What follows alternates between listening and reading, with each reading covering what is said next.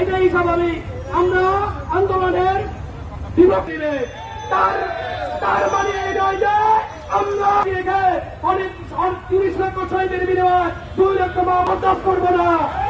এই 90 বছর সন্তানদেরকে বলবো, আমার ব্যারিকেড সৃষ্টি নয়, সাধারণ জনগণ চলছে না দেশকে স্বাধীন করার জন্য।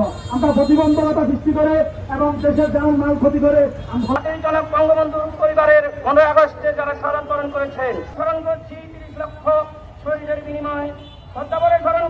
তাহলে হাইকোর্ট সুপ্রিম কোর্টকে মূল্যায়ন করো। সুপ্রিম কোর্ট যেটা বহাল রেখেছে, তোমরা সুপ্রিম কোর্টে যাও।